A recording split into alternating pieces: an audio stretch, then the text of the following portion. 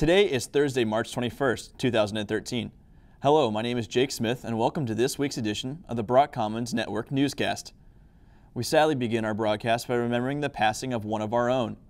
Longwood student and Theta Chi fraternity brother Chase Wood passed away this past Saturday. Wood was a sophomore here at Longwood University, working towards his degree in criminal justice. He is remembered by all of his friends, family, and brothers here at Longwood. Services will be held this Saturday at Jefferson Lakeside Country Club in Richmond, Virginia, at 1 p.m. Continuing, Longwood basketball will never be the same for most of us, as Longwood head basketball coach Mike Gilliam resigned last Thursday. Emily Beall has more on this story.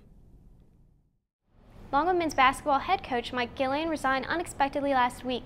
This season marked the 10th that he had been coaching at Longwood. The announcement came as a surprise to both the school and players for the team. Gilliam was the longest tenured coach in Longwood history. He led the team to a 93-214 record during his time at the school. Gilliam was well respected by the team. Coach Gilliam was the guy who gave me my opportunity to play Division I. I was a walk-on my freshman year, and so I have a lot of respect for him having faith in a walk-on to be able to join the program and contribute. Shockley believes the resignation occurred prematurely. I thought that the move was a little bit rushed in that it was our first year in the Big South. We were playing teams that were competitive to us, and we weren't traveling as much, so we were trying to get a feel of the Big South and what it had to offer. And so it was rough at first, and then we started to find a little bit of a click between the team and how we can really compete in the Big South, and ended up going on and winning about 5 out of our last 7 and beat the 2-time champion from the Big South and made a little bit of noise in the conference tournament. The basketball team is already feeling an impact from Gilliam's resignation. Just right now, we were supposed to start preseason this week, or last week, but they happened last week. So right now, we don't have no coach, so we don't have no program. We don't have no day-to-day routine. So we can't work, we can't do anything, so that would have a big impact. Kessitz is uncertain of what this means for certain players. Looking forward, I would say that in the future, if somebody decides to leave because the new coach has other intentions with the team, or has other things in mind, that he wants to move players or not keep players, that will have an impact too, because we're going to have to rebuild. Many players announced their shock when Gilliam announced he was resigning. I'm a little bit struck by it in that we have a lot of potential for the next season. We've got a young team coming back. I was the only senior, and there's a lot of pieces that were coming back, and we built up a lot of momentum at the end of the year. So I'm not sure whether the move will be good for us or if it'll harness us a little bit in that we're not going to have the same chemistry that we had at the end of the season when we went on our little run. In a statement released to the Rotunda, Longwood Director of Athletics Troy Austin said that he met with Gilliam beforehand and his resignation was a product of that discussion. It was a mutual decision.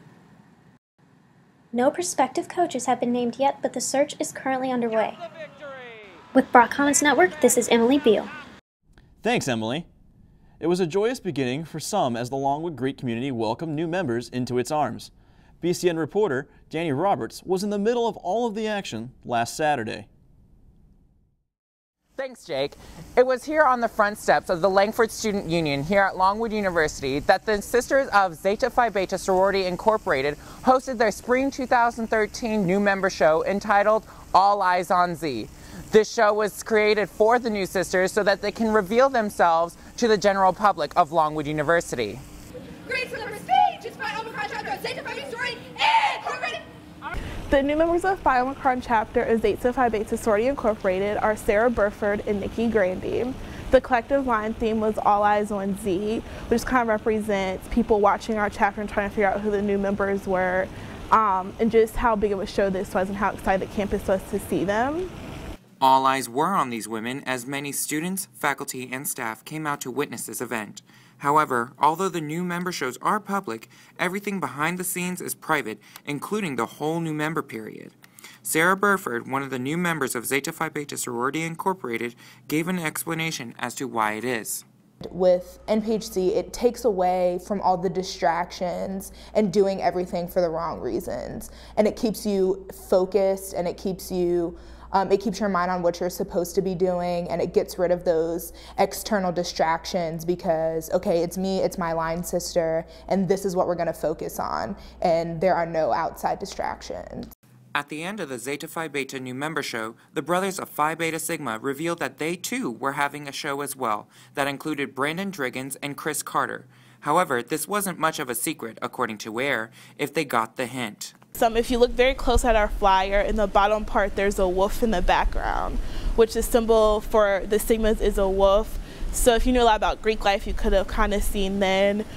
The Zetas and the Sigmas did their shows back to back because they are so close. In fact, they're the only two organizations constitutionally bound to each other. Burford explains why and what that bond means. The relationship between Zeta and Sigma is we're constitutionally bound. Founders of Sigma approached the founders of Zeta, and that's how Zeta was started.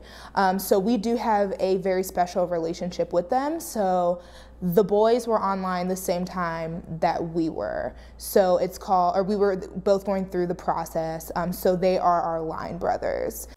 The Brothers of Sigma and the Sisters of Zeta will be bonded as brother and sister organizations for eternity, says Ware, and they're here to stay.